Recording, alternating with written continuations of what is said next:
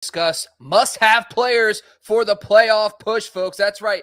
Rest of season trade targets, every player you need to acquire, and bring your trade targets starting right now on the Razzball Fantasy YouTube channel.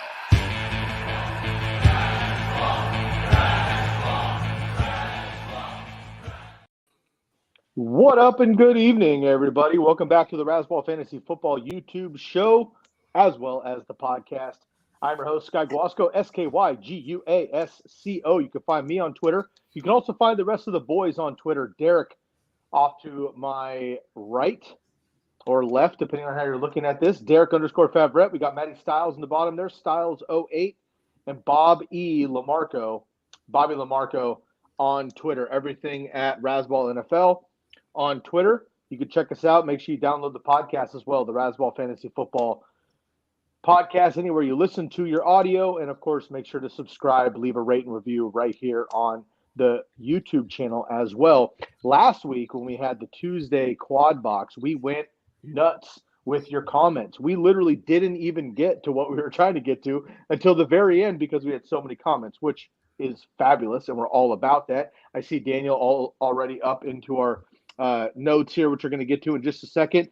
But we're also going to share some of the rest of season trade targets. I've been doing a trade article all season long, but now that we're at the end of the season here, heading into the fantasy playoffs, really trying to get those last-minute W's and bolster those rosters for the final push, I was making sure to bring in the rest of our pros here. So again, Derek, Matt, and Bob joining me tonight for the rest of season trade targets. So each of us have two. We're going to go through it one by one. Each of us is going to give you a name that we feel is a great target and pitch our case. And then we're going to go around the panel and get a feedback, whether we love the idea, don't like the idea, maybe some other options that we could be looking for if we're pairing to get that player or we're looking to trade away, what those systems look like. So I'm excited about tonight. Again, this is the Razzball Fantasy Football YouTube show, and you can catch us every single Sunday morning as well, 2 hours before kickoff, where we answer all of your start-sit questions.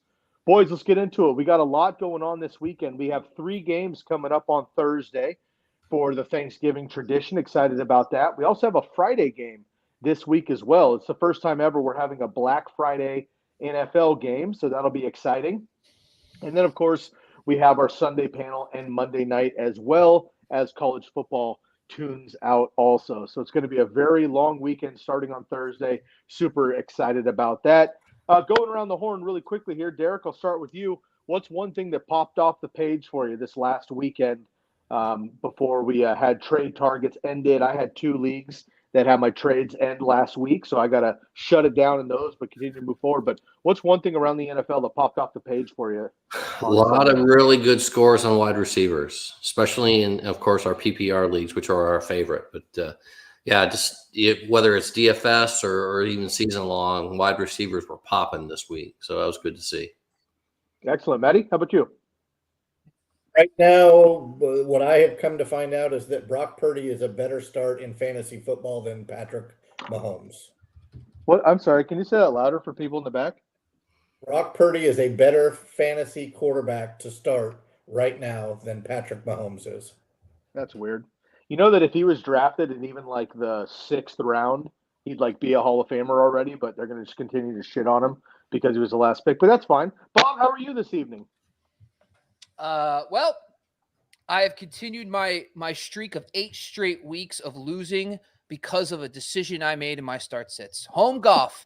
I lost by 14 and a half points because I started Goff over Purdy, and I would have won by a half a point if I started Purdy. So I'm just happy that the streak is alive, and I'm looking forward to it. It's just going to be super exciting stuff there. Anyway, no, I got to tell you, I have Purdy. I got Purdy is my this year's Justin Fields. Like how I loved Fields last year. I'm just going to ride him all the way through. I don't care about the matchup anymore. I'm just going to go for it. The 49ers offensive line, their run blocking hasn't been like McCaffrey hasn't lit it up on the ground in a long time. And it's led to Purdy just like, hey, I'm just going to go for 303 every week now. And McCaffrey's so good that you started noticing too, they're just starting to mix Elijah Mitchell in between the tackles more, because I don't think they want to slam McCaffrey in between the tackles as much. So I love that even more for Purdy, because that means McCaffrey's a wide receiver. Just add another weapon out there. So I'm excited for that. And I'm excited for trade targets because I have some trades that I need you guys to help me with, because I need to get some running back depth on some teams, and I'm excited for that. What about you, Scott? What do you look forward to? Brock Purdy, 20.3, then a bye week, then 23.8, 26.7. I'm wondering if road Purdy is better than, home golf this week. We'll see what happens. But big game Thursday night for Purdy and the 49ers. Geno Smith, questionable for now. Kenneth Walker trending the wrong direction as well. If either one of those guys don't play, or both of them don't play, might just be a shutout for the 49ers. So big one on Thursday night. Keep track of that one. All right, Scott, you love the Niners, right? You're a Niners guy? I have been to a Niner game or two, yes. Would you like to how about your interesting stat of the night for the 49ers versus Seattle? You want me to just predict one? Nope. The last 5 appearances Debo has made against Seattle. Yardage 165, 97, 157, 135, and 112. I'd say it's fire up Debo week. I would say it's fire up Debo week. However, it has not been fire up Debo week in a while. Debo Samuel, the last handful of games, 63, 30. Then he didn't play, of course, for 2 weeks. Got hurt in another 55, 129, 63, and 55. So he's been over 60 yards twice this season, unfortunately. And he hasn't scored since week 3 against none other than the New York Football Giants, who are probably the most generous NFL team in the league right now. So I love it because of the matchups generally, but Bob, I think you're onto something. I mean, Christian McCaffrey is the gold nugget that they need to keep for the long run. Right now, Trent Williams is back and Debo's back, so they're looking to fire on full cylinder. So they need that full roster heading into the playoff season. So you might get a little more Elijah Mitchell. Christian McCaffrey's still an auto start, obviously, but Brock Purdy probably leans into your top 6 per week. And so many quarterback injuries. That's another thing I've taken away the last couple of weeks. So we've just lost quarterback after quarterback after quarterback each week, unfortunately. So keep track of the waivers and just wait for Joe Flacco to get that starting nod. And then Bob will have all of the 17-year-old stats that he pulls out every year when Joe Flacco gets his token start. So stick around for that.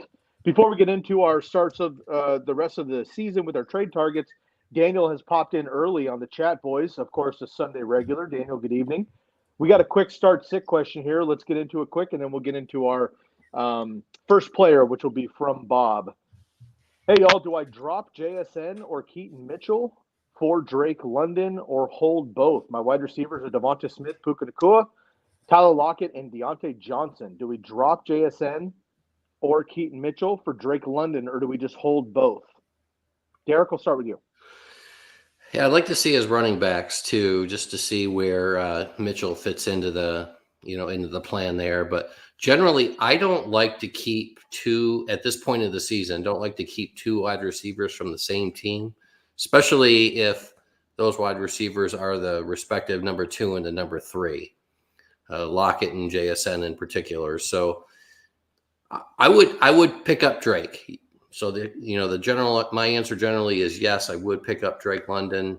I don't mind actually dropping either one of them. If you've got the running back depth, I would drop Mitchell. But if you need that extra running back, and who doesn't right now, then I would drop JSN more specifically because I have Lockett already. That I wouldn't. I generally wouldn't start both of them from the same team, so I would just pretty much eliminate that decision for me each week. Drop JSN, start Lockett, when he's healthy, and roll from there. Okay, Matt.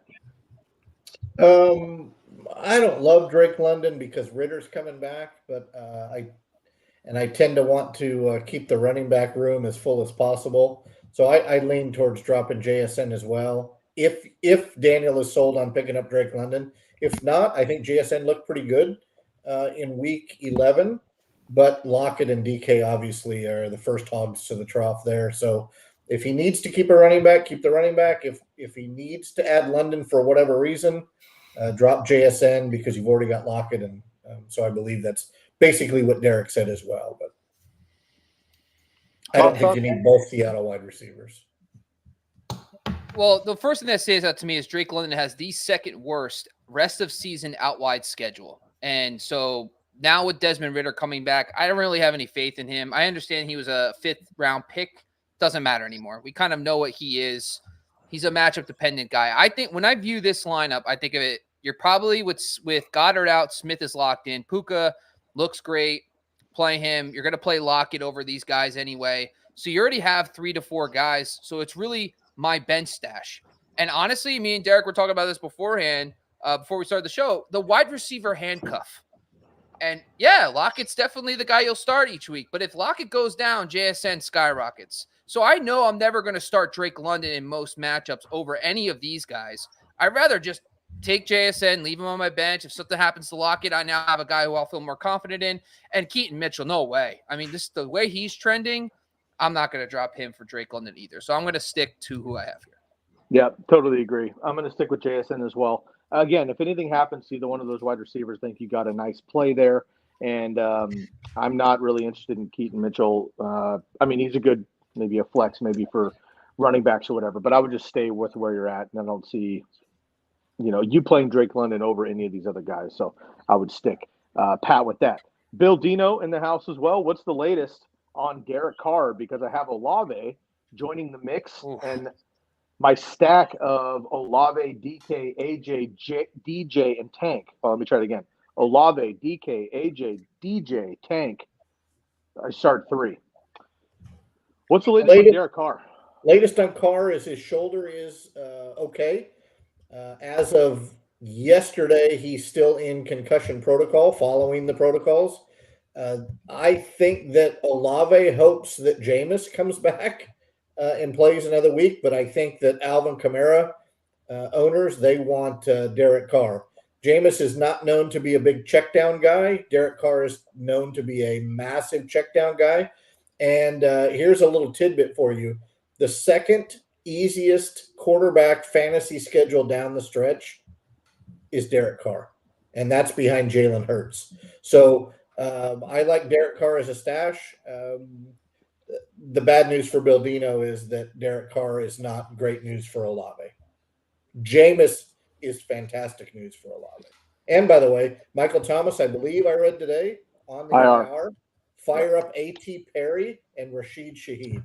And then they also signed old friend Marquez Callaway to the practice squad. So who was nice in spot starts the last couple of years. Yes. Yep.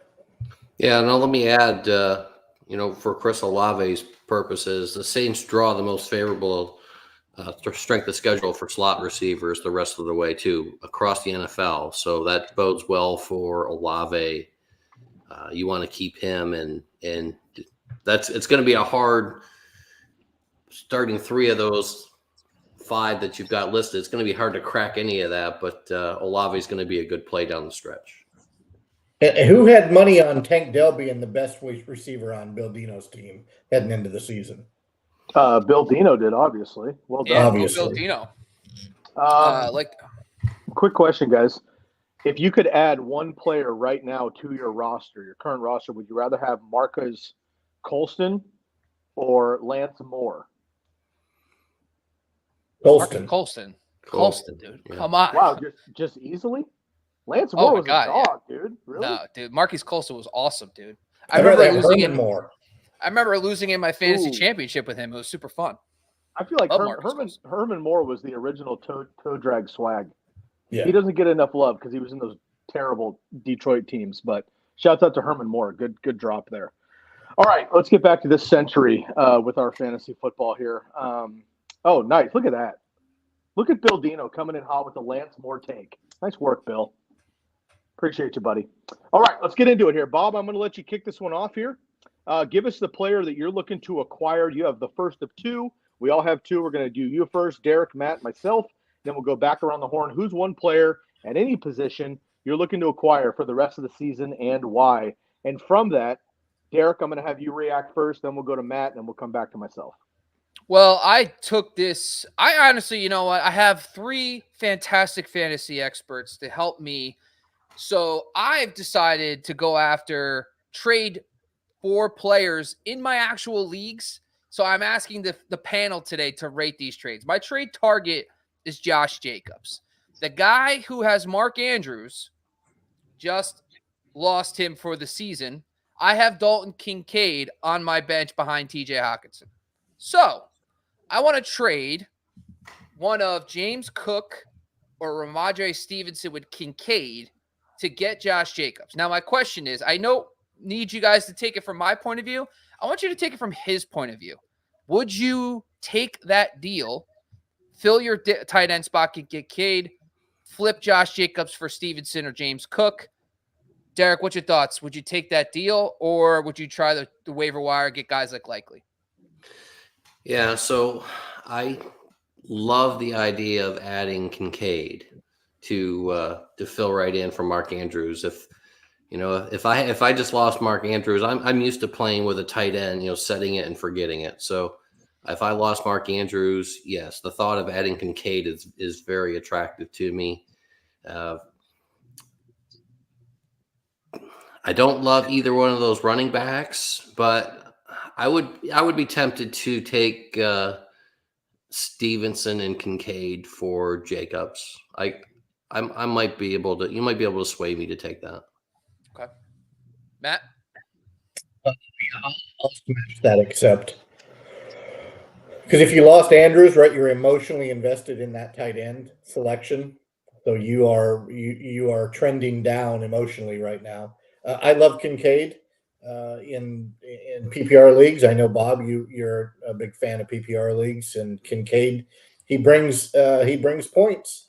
That's what you want, and I think that you get a running back 1.5 in Cook and a running back 1 in Stevenson. Well, I mean, we'll call them both running back 1.5s to be honest. And I don't know that Josh Jacobs and his 3.1 yard per carry is something I'm afraid of sending off. So I'll take a running back that's slightly less valuable, I guess, in some people's minds than Jacobs, and give me the tight end to backfill Andrews. So yes, I take the trade. And I think I rank Ramondre over Cook if I'm the one writing the paperwork on that deal. Yeah, and the key thing to keep in mind here, sorry to jump in on you, Sky, but the Bills are off in week 13, so that would really turn me off to Cook and Kincaid. I could salvage, or I could justify one of the Bills, but I certainly wouldn't want both of them. Okay. Yeah, I was just you stole my thunder there, Derek. I think that's a great call. So obviously Bob is going to see that. We're going to see that. Not every depending on who this player is. If this is somebody that's really in tune, they probably recognize that bye week as well. You got to be careful about that. But also, if they don't see it, it's strategy season. I don't think it's a dick move to put that out there, not mention it, and see if they're paying attention. Because Bob doesn't want that's 2 players that he can't use next week no matter what. I would personally try to offload both Bills if it were me. You guys know how I feel about Josh Jacobs. I'm going to try to keep it civil here for sake of the show. I will never have Josh Jacobs on my teams. But in this particular situation, if Bob doesn't need – he would replace basically James Cook with Josh Jacobs. I like that. That's an upgrade no matter what you think about Josh Jacobs. Dalton Kincaid he doesn't need. So that's a great offshoot there. Then you're upgrading hypothetically with Josh Jacobs. Bob, I'm going to counter and just say, have you looked into maybe either Kyron for less or Eckler for a little bit more? Because Eckler's still a dog. He wasn't healthy with that ankle. We all kind of see that little, 25-yard run he had on the outside where he looked slow. I think that's just him not 100%. He will get 100%. You might be able to buy low. Let me just throw some quick shade at Josh Jacobs and we'll move on because I feel contractually obligated to do so. Before you do any of that, it is sick that the 2 other running backs on his roster are Austin Eckler and Kyron Williams. Yep. When you said that, I'm like, what the hell? Like, how do you know that? Yeah. Oh, is it? Or did I put it in the notes? I You might did. have put it in the notes. I did put it in the notes. You're right. I was like, what the hell? How did you know that? And then I forgot that I gave you guys all the information. This guy's the other owner. Well, Bob, the other thing, I'm a professional. I know. I do my work. I'm not used to you guys reading the notes, I guess. I don't know. But the other question, I did think that because I love Kyren Williams too. And I think maybe offering Dalton Kincaid straight up for Kyren Williams is reasonable. But the other question is, like, I know that we want me to win the trade, but like what I'm really trying to do is I want to execute the trade because I do think that this team, by the way, I have Keenan Allen, Amon-Ra St. Brown, and Stephon Diggs as my 3 receivers, and I'm dominant. Jalen Hurts at quarterback, TJ Hockenson at tight end. I'm set. I just don't have like an RB1. DeAndre Swift is like good, but he's been very good. He has. But I haven't had like James Cook's been kind of a roller coaster. So I just want the RB2, set it, forget it. Don't want to stress about it. I think Kyren Williams, the question though is if you have Jacobs and Eckler, and those are your only 2 running backs, are you willing to trade, Kyren Williams for Kincaid, essentially? Or would you ask for some like one of those running backs? Mind you, you're going to lose Jacobs or Cook in week 13. They're both on a bye. Okay. So he's probably going to need something. I mean, his running back depth is nothing. I mean, that's it. Justice Hill for some reason. I don't even know what the deal there is. Well, so you got to think about it too. I have Mark Andrews in a handful of leagues. I did a bunch of Lamar and Mark Andrews stacks because it was cheap undrafted compared to other stuff. So I've been burned and try to fill the hole as well. Mark Andrews folks have not had a Mark Andrews year, period. So they're already frustrated. I can speak from experience. And then he has 2 great catches, gets tackled on the 3-yard line. You're like, man, tonight's going to be the night he blows up. Hurt, done. Even if he comes back, they're saying he might come back, whatever. It's going to be after fantasy playoffs. So don't consider him coming back to help your team anymore. He won't. So that manager is desperate. And Dalton Kincaid is a great tight end. You happen to have 2 top 5 tight ends, which is impossible. So the fact that you have that, I think, is excellent.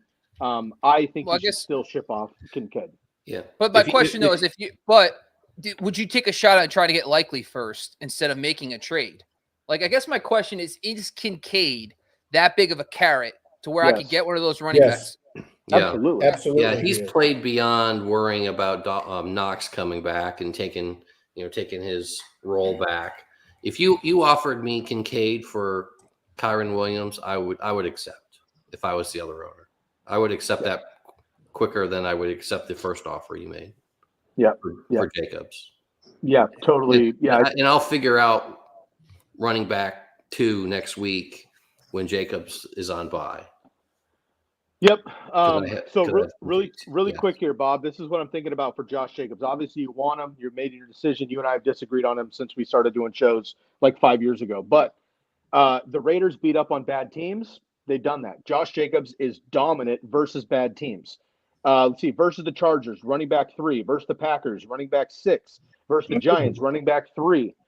Versus pretty much anybody else good on defense. 32, 25, 20, 22, 41, 21, 37 last week in PPR. Matt was incorrect. He's all the way up to 3.3 yards per carry, boosted way up from 3.1. A balmy 2.8 last weekend. He's got Kansas City coming up, right? Don't like that. They're going to be pissed. The Raiders are going to get shut out. I'm calling it right now. They're getting 40-0 from the Chiefs. Then they have a bye week. Minnesota is the 7th toughest team versus running backs. Chargers are nice. He beat them up already. That's fine. But then you get the Chiefs again. The Colts are surprisingly good. And then you get the Broncos, who he didn't do well the first week of the season. So it's an upgrade maybe on James Cook, like apple for apple. And you're splitting the bye week to get Dalton Kincaid off. And the fact that Josh Jacobs can get you a top 6 opportunity, which James Cook and Ramondre just aren't going to. I like that upside, but for consistency, I don't love it. So for me, I would try to shoot my shot extra and go for Eckler personally, or maybe just try to send Kincaid by himself for Kyren so you can hang on to those running backs in case you got to swap them out per, advantage, or that week 13 bye that you're going to have to fill regardless. Yeah, I think this is one of those leagues where I'm the 1 seed, and so from my mindset, it's like I'm pretty much there's a very good chance I get a first round bye. So it's week 16 and 17 I care about. Like those are going to be the weeks that I need, and so the Rams have the Saints Giants, which is fine. Saints are kind of an average matchup. Giants are okay too, but then Jacobs has Kansas City. No, Colts and Colts and Broncos. And the Colts are the 6th. Well, no, the Broncos are 18, battle. right? Week 18? No, it's Kansas City, Indianapolis, right? Week 16, 17? Oh, yep, you're right. So I guess I'll get a preview this week. Well, unfortunately, the trade deadline. Anyway, that's fine. I think I got my answer. I think I'm going to go after Dalton Kincaid straight up for Kyron. If I can't get that, I'll try to offer the 2. But I guess the question is, who would you guys rather have, Kyron or Jacobs, rest of season? Kyron. They just released Henderson, too. Yep. So then do I opt the offer to Ramondre Stevenson and Kincaid to get Kyron? Yep. I don't think you need to do that. I don't think you need to. But if he says no to Kincaid straight up, I'm saying, do I throw in James Cook? And be like, hey, then you put your GM hat on and you make a decision like a big boy, Bob. I don't want to do that, Matt. I don't want to do that. Okay? I know. Well, so we say yes. Speaking of making big boy decisions, when Dolphins is curious, we traded Ridley and James Cook for HN on Saturday. Hold me tender. So Ridley finally goes off. I felt so good about that, guys. I can't tell you. Ridley finally goes off. It won't happen again, but it was really nice to watch. James Cook, who we're all trying to maybe get rid of right now, but HN may be done for the season or at least for a little bit. Kid Kobe recommending we take the trade there. I like that. Bill Dino coming back here. I had mentioned that we were talking about the OGs, Marquise Colston and Lance Moore. He went with Lance Moore. That is the right decision there. But Bill Dino suggesting that his first fantasy draft pick was Tony Dorsett. You kids in the back remember Tony Dorsett, the 99-yard run? And round the horn really quick. Who remembers their first pick ever? Larry Fitzgerald. 1919, Barry Sanders. Barry Sanders. Mine was Priest Holmes. Yeah, mine was either I can never remember if it was Michael Turner or Larry Fitzgerald, but it was in 2006 or 7, I think. Falcons running back Michael Turner. Sean. That's right. Sean Alexander, nice. 5 touchdowns on Sunday Night Football. Never forget that. I won titles with him right off the bat. That's right. One of the few running backs to win not a few, but lately to win the MVP there. Like that. Would you guys prefer Musgrave or Likely in half PPR? Let's go around the horn quickly, Derek. Hold on. I got some insider info. It's possible Musgrave does not see the field again. He was hospitalized after the game. He has a significant internal injury, and there's a possibility he doesn't play again this year. So Likely's it regardless. Yep. Man, thanks for that, Matt. I didn't catch all that. That's really sad, man. Yeah, lacerated kidney. Kid looked really good in spurts this year, and he's had about 4 really serious injuries. He had a rib injury before that, 2 concussions. It happened during the game. Oh, man. He Poor played kid. through it. That's a bummer.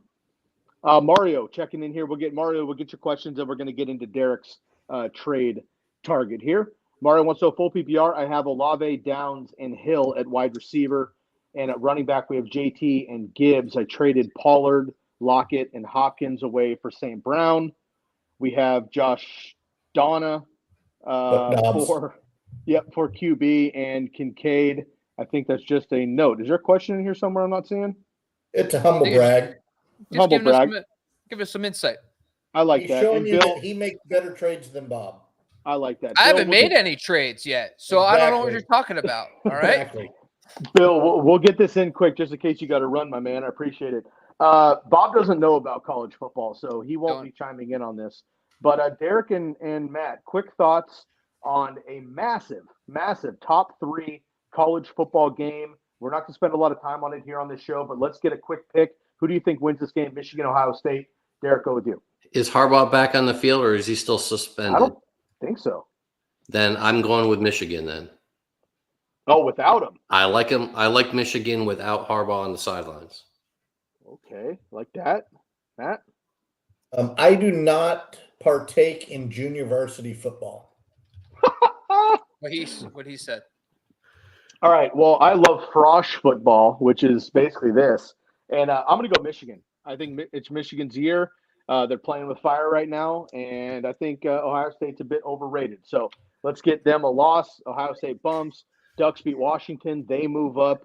Pretty easy math. All right. Folks. So before we move on real quick, to Matt's point, Michigan and Ohio State, how many NFL teams do they beat tomorrow? 0. Well, I feel like there's like 18, backup quarterbacks playing now. So I don't know. But Tommy D looked pretty good. I don't know. The Commanders' defense is falling apart, but Chicken parm for everybody. Everybody gets a chicken parm sandwich. Hey, man. Shouts out to adults that live at home with their parents. I'm not a hater. All right, let's get into let's move the boat along here a little bit. I know that Patricio is in here. Pat Daddy, shouts out to you, buddy. And Lindorfin's back in here. Bill Dino. The Jets, I think, would lose to Michigan and Ohio State. Looks like he's saying, which is great. We got a couple more questions, but let's get into Derek's first. Trade target. Who's a player you're looking to acquire or maybe dish out for the rest of the season? Yeah, so I'm wondering, what's the value with Joe Mixon now? If I'm a Joe Mixon owner, Burrow's out for the rest of the year. Do teams shut down the running game and see if the rookie if the quarterback can lead them to victory or what? So what's Joe Mixon's? First of all, let me just ask you. We'll do this in two parts. Are you trading for or trading away Joe Mixon? For or away? Without Joe Burrow, of course. Without Joe Burrow. Matty, kick us off. Matt's trading away.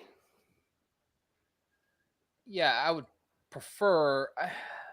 I'm looking it up right now. I wanted to see because we got a glimpse in 2020 when Burrow went down. Mm-hmm. I'm just checking out to see what Joe Mixon was during that time frame. So, Sky, you go ahead. I'm going to look up these stats to see what we can get out of this. Yeah, and Mixon's been nice the last couple of weeks, actually. We've seen he's had his best stretch of the season. Yeah, he is. He is. So his value is a little bit high, but yeah, he's been top 10 3 of the last 4 weeks. Scored 3 touchdowns in 3 of the last 4 weeks. Actually, he scored every week. He had a receiving touchdown last week. I guess I'd stick with Joe Mixon, but everybody has a price tag, right? Like, if Joe Mixon's riding high and people think Joe Burrow's out, so they're going to run the ball more, that means more opportunities, whatever. Maybe go try to get upsell, all right. Maybe you could do Eckler or something like that. Yeah, so let's try to gauge his worth. Joe Mixon or Gus Edwards? Oh my God, I can't handle Gus, dude. He's really bothering me. Probably Gus though. They don't have Mark Andrews, so that's the team that's actually going to run the ball more. Yeah. So if you were a Gus Edwards owner, would you trade? Could you be persuaded to trade for Joe Mixon? You would say no. Yeah, that's a divisional thing. The Ravens and Bengals are weird about that kind of stuff, but. So just to give you guys some insight here, Joe Mixon, of course, was hurt that year as well, so he wasn't around. Giovanni Bernard was the RB26 over the final 6 weeks without Joe Burrow. However, guys like Swift, Myles Gaskin played less games, Antonio Gibson, so, borderline RB21 numbers, and he split time with Samaje Perine. So it was 26 for Gio, 40 for Samaje. I don't expect there to be a split, so he's probably going to be low end RB2. So yeah, I think that's probably realistic. So do we think Keaton Mitchell is going to get more work than Gus Edwards? I just feels like gets 40 yards and a touchdown. Right, that's what you're going to get from him, and he might break out for more, but I would stick with Mixon still. Well, your floor is Mixon. I think he's averaging, and I don't have the numbers in front of me, but I think PPR he's averaging 14.7, if I remember what I looked up earlier today, a game, right? So it's a nice floor. I don't know that you have to force a trade. So this actually brings up a good strategy question for us. Hey, we're here week 11. We're talking about an RB2. Are we looking for our RB2 to have a solid floor, or would we rather have potential for higher ceiling for an RB2? Great. I love this question and strategy. It is totally based on my RB1. Yeah. And my team. If I have yeah. like if I have two RB1, like if I have Mixon and Saquon, they both hypothetically have a nice floor. Both just have big games, but have a nice floor, but maybe limited ceilings, right?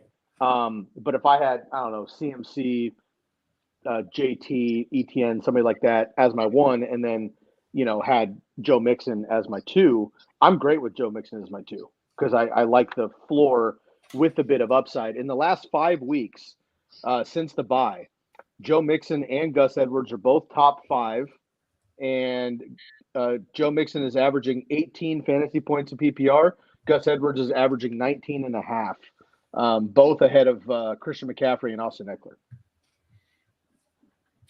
All right. Yeah, I'm the same way. If I have Bijan or Jonathan Taylor or Eckler, one of those guys, then I want a guy like Gus or Mixon. I just want a mutter, right? A guy that's just going to get volume. His mutter was a mutter. Hey. So I guess the better question is, it sounds like there might be a buy low window. Like I think people, if there's someone in your league trying to jump ship from Mixon, like could you get him for? I mean, like Ramondre Stevenson, Jerome Ford, maybe Bob, even your Alexander trades? Madison. I know this wouldn't work in your league because you told us that the guy has certain running backs, but if somebody else has Kincaid plus Cook, Stevenson, Pollard, whatever, and they want to shoot up for Mixon, I think that's doable. Yeah, I agree. And I would want to do that personally. Interesting. All right. Yeah, I think that makes sense. Like Alexander Madison type players too. Like if you want to jump ship, I think I would rather have Joe Mixon than Madison. Yeah, right. I would too. Worth exploring.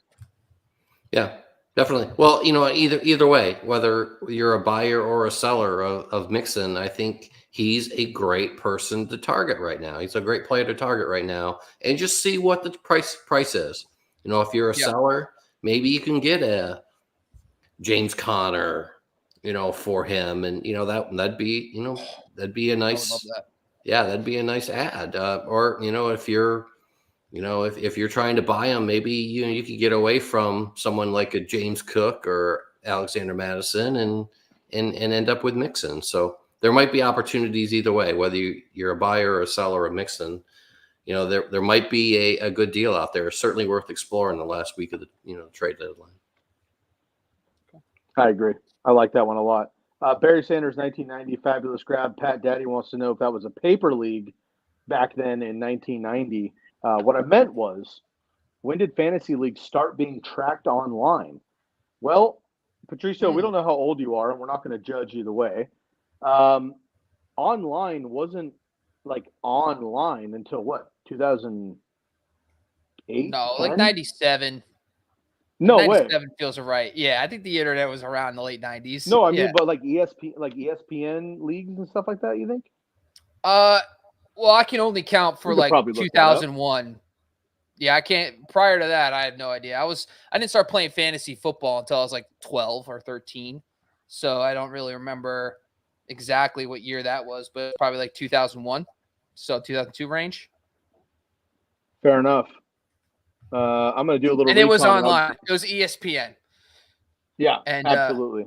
I love that. I was 5. I think I was drawing Batman. Love that. Now you're winning fantasy leagues, Patricio. We love that. Yeah. Do you guys have a favorite superhero? We're not going to get down this rabbit hole. Come on, Sky, let's keep moving here. Come on. I was just curious. I mean, Darkwing Duck for me, it's pretty easy. All right, let's move on here. Maddie, who's your first trade for rest of season player? You know how much I love this guy, and he didn't have one target in the first half of the game. I watched part of the game. I didn't quite understand it, but right now he's a guy that you can go get, especially if the other owner is struggling at running back. I want off the Gus Edwards train because I think it's going to come crashing in the station real soon. I think we're about to start seeing Lamar Jackson do more Lamar Jackson running and throwing the football. Keaton Mitchell is a hot name on waiver wires and trade boards and things of that nature. You may be able to get Puka for one of those players right now. And I think with the Kupp injury being week to week, kind of like the Aaron Jones injury, then right now I would love to have the number one wide receiver, especially with Kyron Williams coming back, because defenses are not going to be able to cover the wide receivers. They're going to have to value their time up front, right? And they're going to have to commit to stopping Williams, who's coming back fresh and healthy. So I like going after Puka, and I think you could straight up trade Gus Edwards or Keaton Mitchell to acquire him. I will tell you this. Derek and I attempted scientific experiment to trade Puka for ETN. We got denied. Pollard, we got denied. And Derek, do you remember the third player we went after? One of them, the trade timed out. That was the ETN trade. Pollard, the person said no. And who was the other one? I'll remember the other one here. Rashad White. Oh, couldn't get White. All Wow. three were, well, two of them were no's, and the other one, the person didn't respond. I assumed that was going to be a no because that was the best running back out of the three. Now, maybe they don't love not taking Nacua in one of those offers, but I think running backs are being coveted based on name value right now, not necessarily what they're doing on the field, especially Pollard. And ETN's had a couple of stinkers, so we'll see. But yes, that's my guy, Puka. All right, Derek, thoughts? Yeah, I've got mixed feelings on Puka. Sure we saw him, really break out early on. Before Kupp came back, he kind of came back down to earth. It almost feels like the league knows who he is now. Kyron coming back certainly helps. If Kupp's out for a few weeks, I'm a little concerned. I don't know if he's a wide receiver one, for the Rams. I mean, he's going to be by default, but is he really? And so I'm a little concerned that he's going to be taken out of his game. So I'm probably not trading for him unless I really desperate at wide receiver. I'm probably not trading for him. If I have him, I'd certainly play up the stats and try to get fill a need that I have. I'm not sure.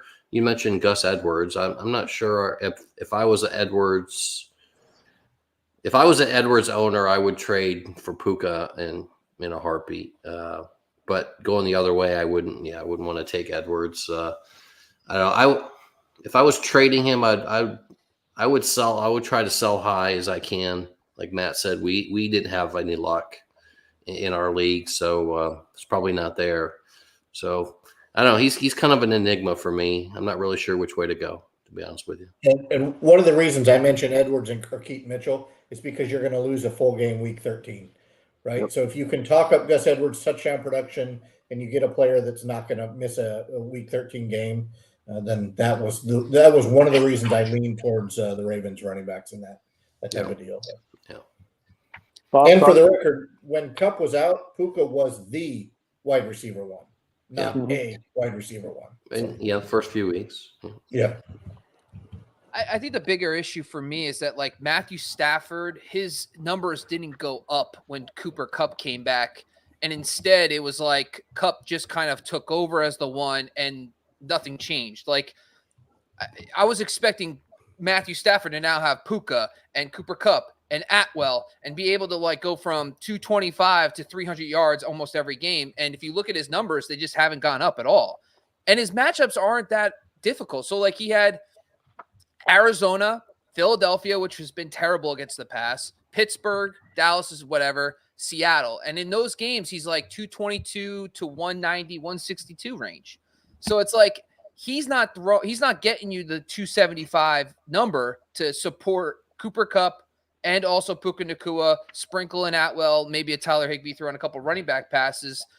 The irony is you brought up, Matt, he had one catch in the first half, right? Well, ironically, right when Cooper Kupp got hurt, boom, Puka Nacua right back in the game in the second half, and he's dominating. So it's a low ankle sprain for Cooper Kupp. They say he might not miss any time. This might be your last chance to sell high, because if he's a wide receiver 1, maybe you could get Puka and let's say a Ramondre Stevenson type player to go maybe after a guy like Amon-Ra and say, all right, I want to get this guy needs a running back. Maybe like instead packaging Puka as a low end wide receiver 1 to upgrade a little bit to a guy maybe like Amon-Ra and offer an RB2 to see if you can get a deal done like that. Yep, you can go chase Keenan Allen maybe too. Puka Nacua, 19 PPR fantasy points last week, but again, didn't do anything in the first half. Before that, though, he had the bye week and then 6 fantasy points, 7.5, 23.4, 6.6. Puka and Cooper Kupp, and I'm really bummed that I was correct about this. I said that my first sentence in my trade article was, I hope I'm not right, and so far I've been right. Puka Nacua and Cooper Kupp are both my trade away targets after their big boom in week 7, and since then they've both been single digits until Puka took the reins in the second half last week. So concerned about that. Kyron's coming back. Maybe they run the ball more efficiently. We'll see what happens there, but could be a tough one. But again, I think Bob's right. You can look at any of these trades with, depending on where you're at, is he a trade for or is he a trade away, depending on different mindsets there. Okay, let's move on here. We have a quick trade ask from TH. Would you trade Ramondre and Dell for Swift and Godwin? Half PPR, Swift would be my flex. Derek?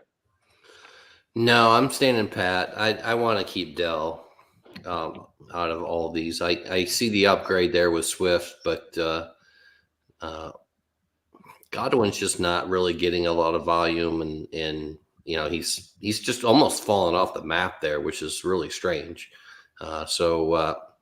And you know, Ramondre, I mean, yeah, the Patriots are a mess, but you know, he's still a serviceable, you know, RB2, maybe a low end RB2, but he's still an RB2. So I would stick with Ramondre and Dell.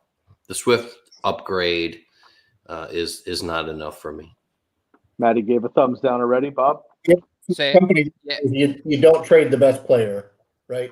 And the best player out of the 4 is Tank Dell right now. I think the problem is that Stevenson has been better than Godwin. And so even if you think, I honestly like Swift, but I think Tank Dell is a lot closer to Swift than Godwin's been to Stevenson this year. So yeah, I wouldn't take the deal. Same. I'm going to stick with Dell. Dell has been the wide receiver 1 overall in the last 3 weeks, 30, 19, and 29 fantasy points of PPR the last 3 weeks. And unfortunately, Baker Mayfield is not able to feed 2 different wide receivers there in Tampa. Best of luck, TH. Let us know how that goes. All right, let me get into my first combo here, and we'll turn it back over to Bob with his second choice. Again, you're listening to the Razzball Fantasy Football Show here on YouTube and on the podcast. Make sure you subscribe, hit that bell, and join us on Sunday mornings as well. And jump that line if you need to with a quick question in the evening on Tuesdays or Sunday morning with a quick super chat function.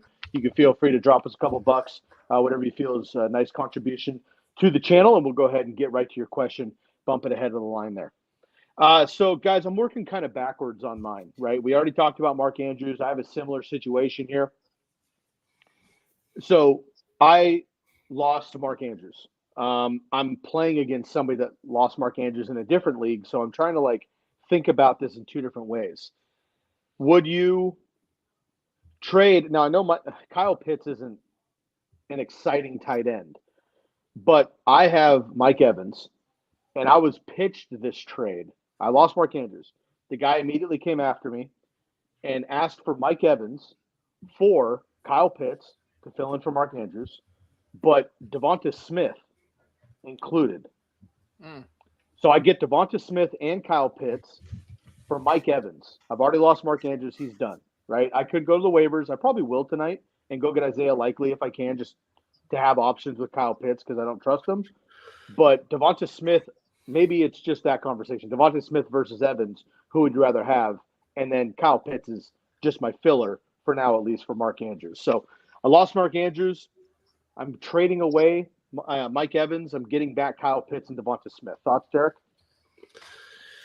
Yeah, so this kind of goes back to what we were talking about earlier, floor versus ceiling players. And, certainly Pitts is doesn't have a very good floor or dirt floor, if anything, but, there is potential there. So if the rest of your roster can support, the potential for Pitts to give you a solid game, then maybe you make this deal, because that's what you're doing when you're rolling the dice with someone like Likely. I mean, we're thinking that, he's going to plug right in, but he hasn't been this year. And, that's not how he's been used. Even when Andrews is missed some time, Likely hasn't really been featured. So, we can go back to last year and see that he was. So, I mean, that's really going to be your question. I mean, what tight end do I put in there and what do I hope to get out of them?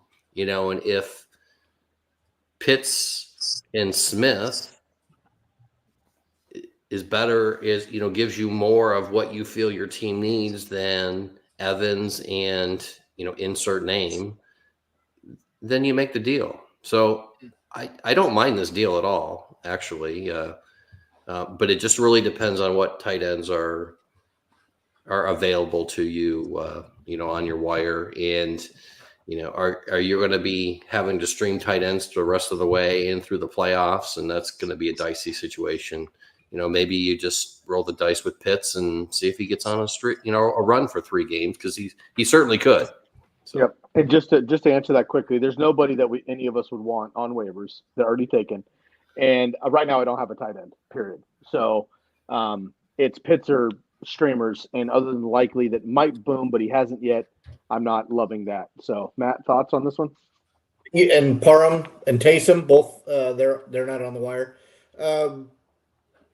Yeah, I'm with Derek, right? You can do worse. The other owner was savvy, right? He saw the Andrews injury. Yeah. He pulls up Andrews on the board, finds out who rosters him. No backup tight end. He obviously doesn't love Kyle Pitts, but who does? Dirt floor is about right. You could get 6 for 90 from Pitts, or you could get 1 for 5 from Pitts. DeVonta Smith and Mike Evans, both real boomer bust guys. So I don't think you're really losing anything by making the wide receiver swap. So I think if you believe in Ritter and you believe in Pitts, or as Derek said, if insert name is worse in your opinion than Pitts, then I say take the deal. Now, you have tonight to make that decision by putting money into your fab or your waiver priority in an attempt to get Likely. If you have a higher confidence in Likely and you get him off the wire, then I would stick with Likely and Evans, and that's your roll of the dice. Okay. Because I think that the floor for Likely and Pitts is about the same. The ceiling, we don't know Likely's yet. If you go back to 2022, his ceiling was really, really high. But he does not look like the same guy since. And I don't know if that's just a matter of he's not paying attention to practice, or if it's just that as soon as Andrews is injured, they phase out that part of their game plan. I would also be a little bit leery because OBJ has been catching way too many footballs for my liking. I'm not a fan. And they tend to run the ball way too much for fantasy owners that have the Lamar Jacksons and the Mark Andrews type. So I can sign off on it for sure. Bob? Yeah, so Kyle Pitts has had 2 games this season with double-digit PPR points, and I know it's not. My first question to you is: have you looked through your entire league? And because there's been guys recently, like McBride, for example, who got scooped up. Does that other team have another tight end, or is McBride their only guy? Is this the only team that has a valuable number 2 tight end in the entire league? Yeah, pretty much. And Kyle Pitts is their backup, basically. And who's their starter? I'd have to look it up. Because I would say not somebody I'm able to acquire. Laporta, I think. Yeah. So I guess my question though is like, so is he? I get where he's coming from. My question though is like, Logan Thomas, is he the only guy on the roster for that guy? Like those kind of guys, like I personally rather have those guys over Kyle Pitts. Kyle Pitts has just been, now with Desmond Ridder back too, I'd rather take a shot on likely keep Mike Evans. But at the same time, it's like DeVonta Smith without Dallas Goedert is probably almost neck and neck with Mike Evans now because he got 6 for 99 last night. They just funneled targets to those two receivers. But Kyle Pitts doesn't do it for me. He's not a low-end tight end one consistently enough to even consider him as a trade asset. His floor is like waiver wire tight end floors. Like 2 catches for 30 yards. Like that's what he gets you most weeks, 3 catches for 30 yards. And I feel like you could probably get that from Isaiah Likely. Just keep Mike Evans. But I don't know. If there's another trade, maybe. Or do you up the trade for Laporta? Do you give him something really good? Yeah. Or do you get Stone Smart? Oh, man. Yeah, Stone Smart's unavailable, I'm sure, but I'll have to double check. Yeah, I mean, there's Ferguson out there too. Maybe Cole Kmet with, another week. I mean, he had a down week, obviously, with Fields, but that might bounce back in the right direction. There could be some options out there, but John. I do have a deep name. Deep name that's probably available on your wire.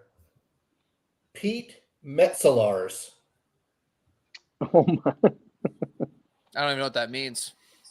How about Luke Schoonmaker is probably available as well. I'll take a look. I'll let you guys know how it goes on the deadline or the waivers. But Tommy Hudson, Tanner Hudson. Is it Tanner? There you go. That's how low he is. Tanner Hudson. I think you're looking at Tommy Tremble, which is another name you don't want. Yeah, I'll take a look at those. But that was my scenario. Losing Mark Andrews, kind of getting a trade offer, but also sending offers both ways. So that was mine there. Mateo, we see you in the chat, bud, but I think we did this on Sunday as well, or last Tuesday. And looks like we have not seen your comment yet. So if you want to throw that back at us, please do so, and we'd be happy to get after it. Bob, let's turn it back around here, man. Let's get into your second player or groups of players that you'd like to throw up for ads the rest of the season. So, ironically, we talked about him. You said you wanted to get rid of him. I'm actually looking to acquire Cooper Kupp in a league. I am so tired of Jalen Waddle. So I packaged Waddle, and he was a Joe Burrow owner, and I offered him Jared Goff. So it's Goff to replace Burrow, Waddle to replace Cooper Kupp. Did that person say no? Yes. I have Brock Purdy as my QB1. So wait a minute.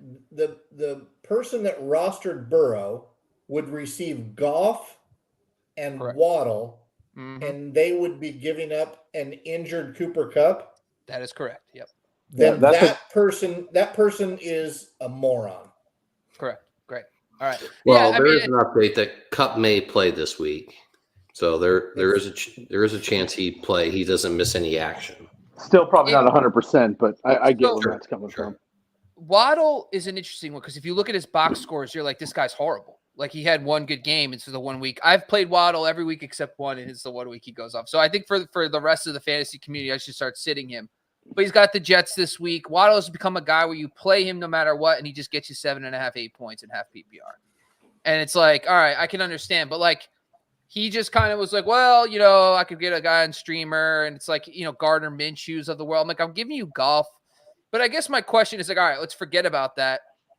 But the Burrow owner right now is someone that you should be looking at. Like, I guess the point of the story is if the Burrow owner in your league did not have a QB2 and you have a second QB stash, you should definitely be looking to do exactly what the guy did with Sky's trade and package them together. Try to upgrade one of your spots with your backup QB, but I think the Waddle was a good inclusion. I thought Waddle was a fine, as much as I hate on Waddle, he's a wide receiver 3 most weeks. So offer a wide receiver 3 and your QB2. That's like because I have Kyler Murray in another league and Kyler Murray and Justin Fields. So I guess my question for you guys, I should probably ask that question instead because the other one I got denied already. It got denied like halfway through today and I forgot to update the sheet, but I was like, yeah, I guess it is what it is. But the other league I have an ESPN league where I do have Justin Fields and Kyler Murray, and the Burrow owner doesn't have anything. So why don't we jump ahead to someone else's? We could circle back to mine later. Well, mine's the same. If you look down at mine on the list, Bob, mine is if you are the owner of the 2 good quarterbacks. I list Kyler and Dobbs. My thought, and I put those the wrong way, Sky. So on the sheet, my point is if you have Kyler or Dobbs, go find the Burrow owner and find a player of consequence on that team and try to acquire them for your backup quarterback. Yeah, 100%. Right? Somebody that will help you, that you start and give up Dobbs or Kyler Murray. And for like to me, Goff is head and shoulders above those 2. Just ask Derek, who started his guillotine league with 1 quarterback, and that quarterback is Jared Goff. And by the way, raise your hand if you're still alive in that guillotine league. And raise your hand if you're the number 1 team in that league as well. Yep. Raise your hand if you've been eliminated in that league. Yep. Oh, man, I had one of the best bye-week slaughters of my fantasy career, dude. My team was insane 5 weeks in, and I benched like 6 dudes. It was horrible. And you only barely lost, too, if I remember. Yeah, I lost by like 4 points or something like that. It was horrible. Jeez. Brutal. Okay, I'm going to chime in here for a second. The Kyler Dobbs for a position player with depth, I like that a lot. Look, Burrow folks need somebody quick. Okay, they might go to the waiver and get Stafford or I don't know, DeVito. I mean, maybe there's some options out there, but I'd much rather have Dobbs or Kyler. So those are good playing chips. The Andrews person needs help. So if there's major injuries like that, Ken Walker managers right now who might be nervous, Cooper Kupp managers right now, either way, go look at them and see if they need some help. So I'd rather have the quarterbacks there in the fill. I think you can play with those. For Bob's quick, Jalen Waddle and Goff for Kupp, I think that's a miss on their side. I understand that if you get actual Cooper Kupp, you probably wouldn't trade him for anything. I get it. He hasn't been Cooper Kupp outside of 2 games, and now he's hurt again. So I think that's a miss, Bob. I would continue to try that. Or just go over Brandon Ayuk, which probably is a better option for you anyway. Well, that's what kind of my thought process was. Like, I want to execute a trade. Because like the rest of my team's fine. The other thing I'm going to say here though is another bargaining chip is someone just brought up Kenneth Walker. If you have Zach Charbonnet, okay, you could start him this week against the 49ers, or you could take Zach Charbonnet, whatever, and try to take Charbonnet and like a wide receiver 3 and go get a stud, like, and dangle them to the Kenneth Walker owner. Like, I have a 10-team league where Charbonnet is a free agent. So I'm going to try to scoop him up and then try to trade him to the Kenneth Walker owner, but not try to fleece him, but like say, hey, here's my Christian Kirk and Zach Charbonnet, and try to get, I don't want to say Brandon Ayuk, but like a more stable wide receiver to like, I don't think you can get maybe Pittman type player. I mean, maybe DeVonta Smith type player, like those guys, because Kirk's heading in the wrong direction too. So like, there's definitely scenarios where you can start Charbonnet against the 49ers, but how good is he going to be in that one spot start? Is it worth that, or could you get a long-term answer? I think you could. I think you could easily do that. Okay. Any other thoughts on these two? No. I'd be hard pressed to want to start Charbonnet this week, but he's the top of my waiver article. So I think if you're adding him this week, you have to start him this week. So but, just getting all of the carries. And getting back to just general strategy, and I think we've all said it over the last couple of weeks. At this point of the season, you get rid of the long shots and you got to get these backups. You got to get the handcuffs. Because if you're, the Kenneth Walker owner who doesn't have Charbonnet, I mean, that's the perfect example of a miss. You need to have that backup. So Kenneth Walker goes down, which he has. You've got the fill in. You're not scrambling around trading other assets just to get someone to play. When you could have had that all along instead of your wide receiver 5 or 6. Now, Derek, some people might be in a scenario where they don't have Zach Charbonnet, whatever, because the guy got drafted. And I'd made offers. I inquired, not me, but a friend I know, inquired plenty of times and never could get a trade. So it happens. It happens. It does. It does. But I do think in this moment, instead, like Matt just said it perfectly, I guess if you have him, you got to start him. Like, instead of having that, just go reach out to the Kenneth Walker owner and just say, hey, man, like, what would you give me for him this week? And it doesn't have to be some crazy, like, oh, I need Josh Jacobs straight up. Like, of course not. But, like, there might be some meat on the bone there. I think it's worth a shot. Sure. All right. Let's move on here, Derek. We're going to get to your question in just a second. But Eris Ropey, and this might be a new name here as well. If it is, welcome to the program. Should I trade DeAndre Swift for Bijan Robinson? We're going to go with half PPR by default. Eris, in the future, if you wouldn't mind, please let us know if it's half PPR standard, full PPR, so that we know. Matt, we'll go to you first. Okay, on to Derek. What do you think, bud? No, I'm sticking with Swift. I do love Bijan. Bijan's the better player, but for fantasy, obviously there's other factors in there. In one case, there's a head coach who we just can't figure out, or just hates our fantasy teams, one or the other. But that we have to consider that factor, and therefore I'm sticking with Swift. But I think overall Robinson is the better player. But for our fantasy teams, the better play is Swift. And Matt's going to say what Derek said. I want it to be Bijan, but right now it's just not, and that's the Arthur Smith effect. So I don't know what to tell you. If you roster Bijan and Swift, you're starting both of them. But Eris may have a very, very deep roster. I don't know. We'd have to get some context, but I don't know that I would trade for Bijan Robinson right now with a name like Swift. You saw what he did last night. He looked electric last night. Absolutely. He cost us probably our season. He and Travis Kelce. All we said is if they both catch touchdowns, we're going to lose. And they both scored touchdowns. So we lost by 2 points. I don't know that I'm moving DeAndre Swift for Robinson. Maybe for Jonathan Taylor, right? Maybe for Eckler. But Bijan is a scary ad, just like Kyle Pitts is. We just don't know what Arthur Smith's going to do.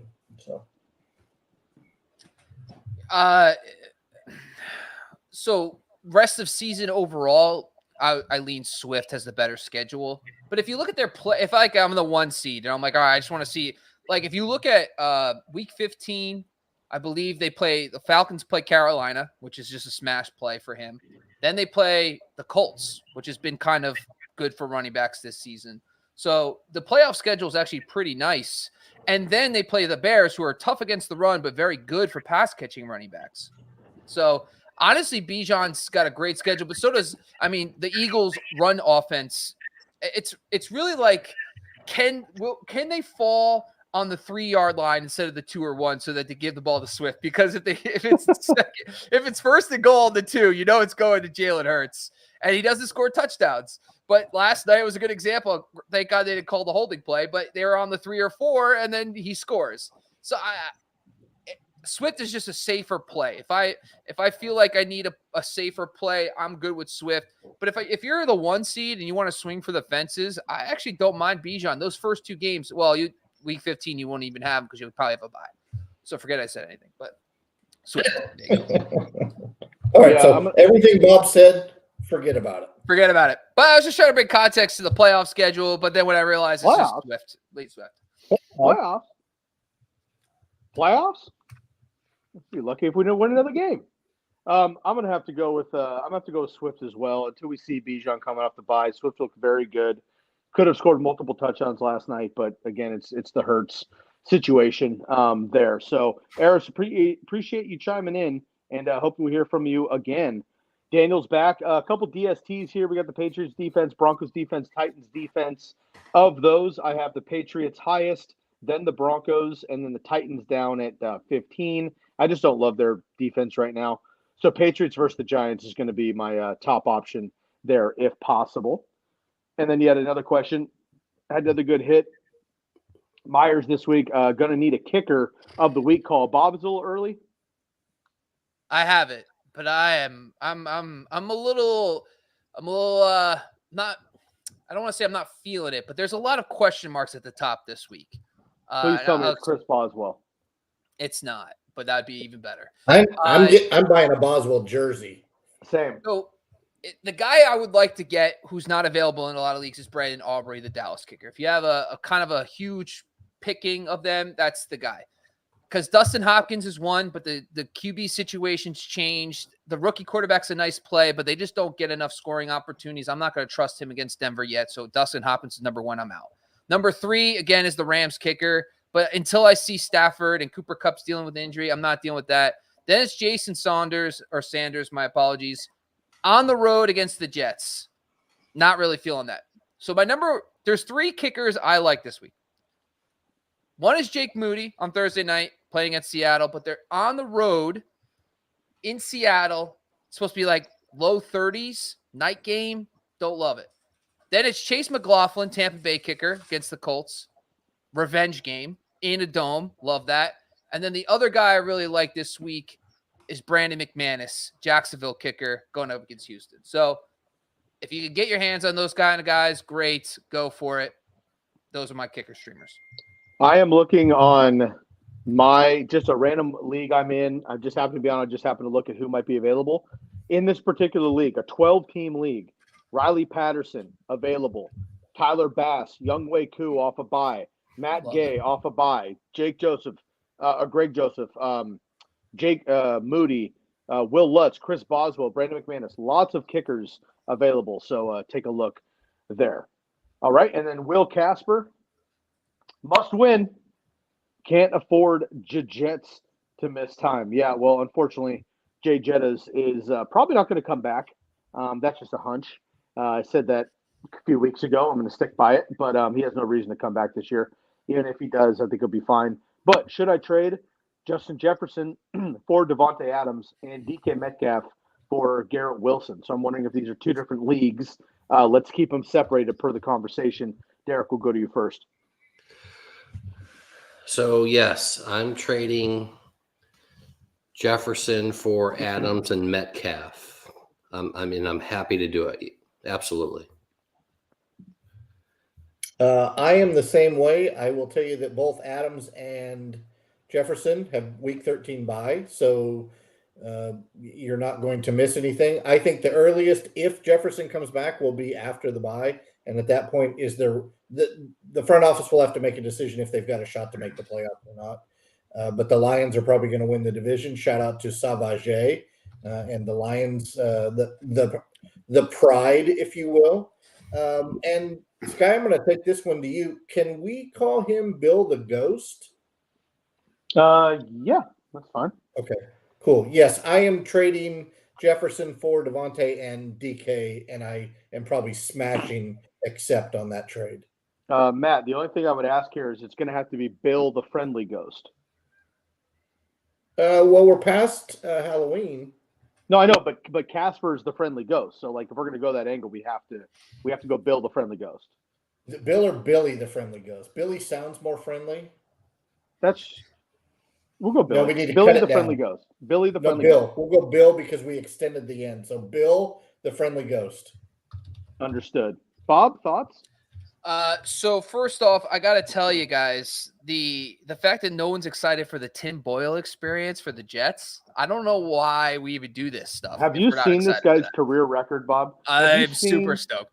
I can look this up for you if you want. He has I'm not exaggerating. He's got like 5 times as many interceptions as touchdowns from high school up. No, not a chance. Gunslinger. Anybody but Zach Wilson has been good for Garrett Wilson. But anyway, I agree with you guys on that. But I actually disagree with Sky in the sense Justin Jefferson will be back. They are the 7th seed right now. I mean, the Vikings are in the playoffs. If it started today, it would be the 7th seed. So they have a lot to play for. They have this newborn hope with Josh Dobbs. The question, though, is like, if you're going to do a 2-for-1, you're hoping that Adams and DK are going to be your starters. I was just wondering who would his current flex be? Like, is DK going to be now your flex? Are you taking Justin Jefferson? And let's say you had Christian Kirk in your flex.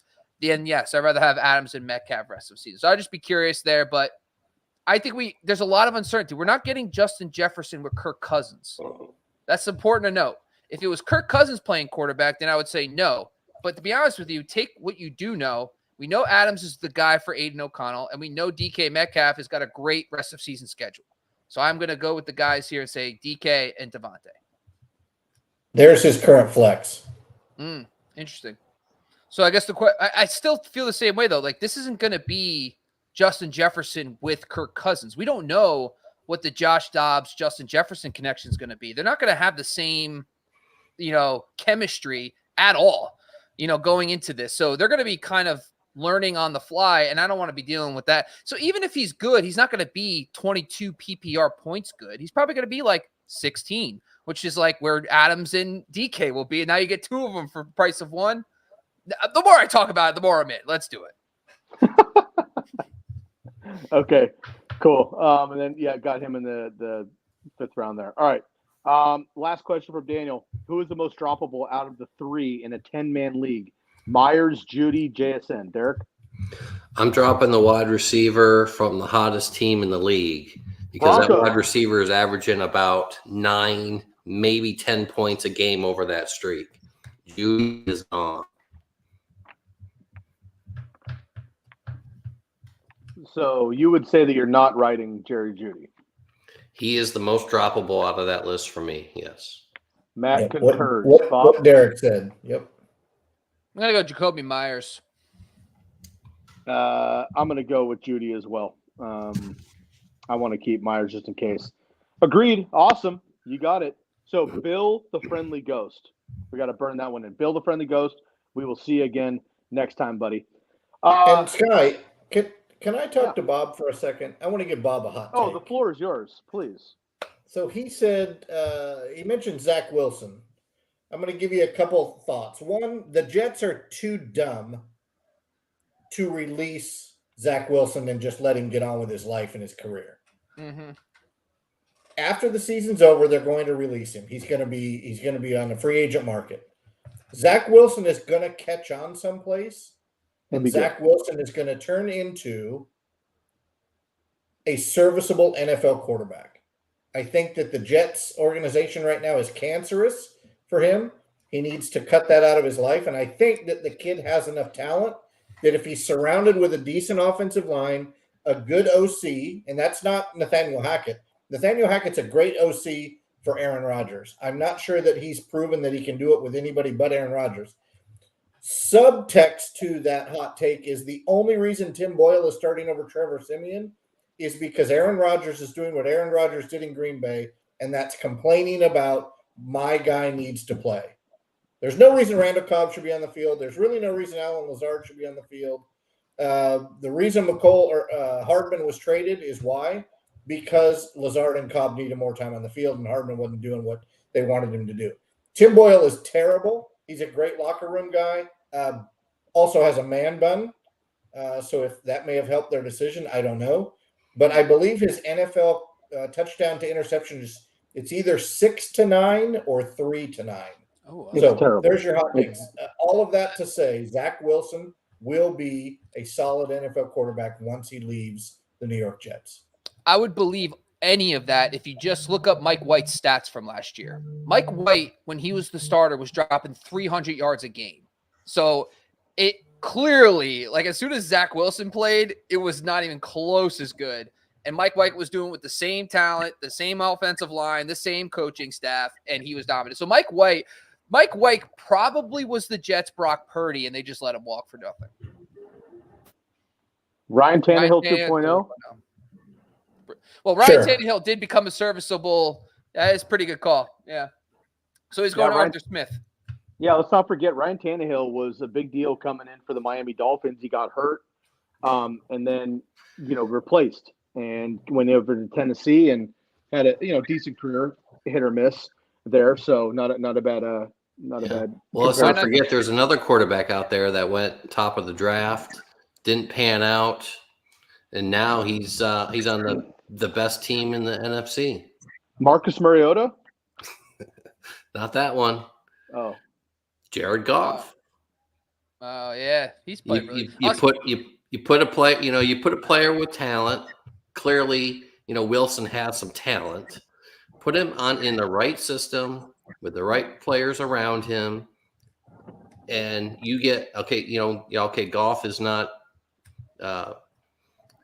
he's not, going to be our all pro. He's not going to be our number 1 draft pick next year for fantasy, but he can win a championship. So let me ask you this. I will not answer contractually. I can't answer this question. Moving into 2024, let's say the Green Bay Packers have a good draft. A couple of linemen, maybe Brock Bowers at tight end, right? Everything's hunky-dory. They bring Zach Wilson in on a cheap contract to back up Love. He outplays Love in the preseason. Who do you want as a Green Bay Packers fan starting under center to start 24? Look at this. As a Packers fan, his little dream scenario comes all together here. Zach Wilson reclamation project becomes great. I actually just want to say we should have shout out Geno Smith. He's probably the right answer. Jets franchise ruined him. He goes on to this weird journey and then becomes a solid starter last year for the Seahawks. But I honestly, Zach Wilson just doesn't see it well. There's something about, there's talent issues and all that. Garrett Wilson alone is better than most guys have. Like Daniel Jones didn't have Garrett Wilson. So just Garrett Wilson alone is better than a lot of these quarterbacks who don't pan out ever have. I just don't think he sees it well enough. He has all this talent. I think you put him in a system like Miami does, with Tua. Quick passes, 3-step drop, boom, the ball's out. You've got someone like Hill streaking through the middle of the field. I mean, that's where he's going to find success. And you put him in the right system, right players, and he's going to be a serviceable quarterback. Yeah, sure. That's more. If you put Tua on the Jets, and we're having the same conversation with him.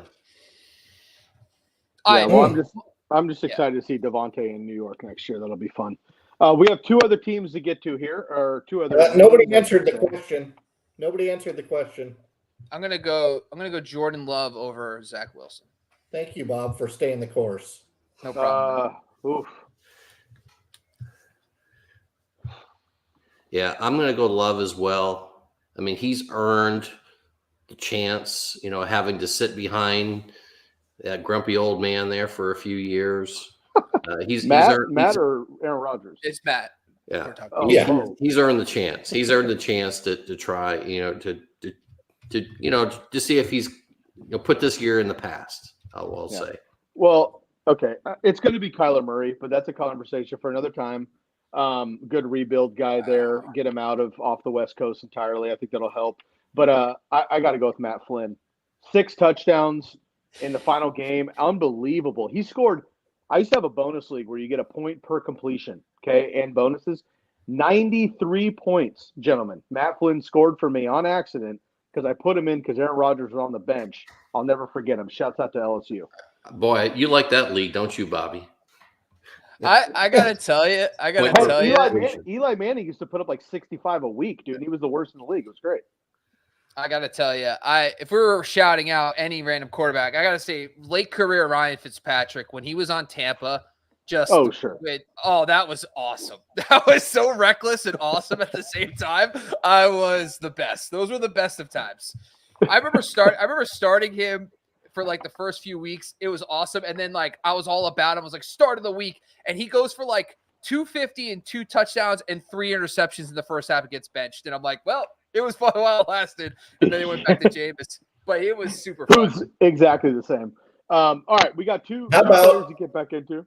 Huh? How about he leaves Detroit, goes to Miami, and turns into a fantasy stud? Lefty Scott Mitchell did the same shit. Yeah, count it. Barry Sanders era. I like that. Shouts out to Joey Harrington. Okay, let's move on here. Derek, you have a player left, and I have a player as well.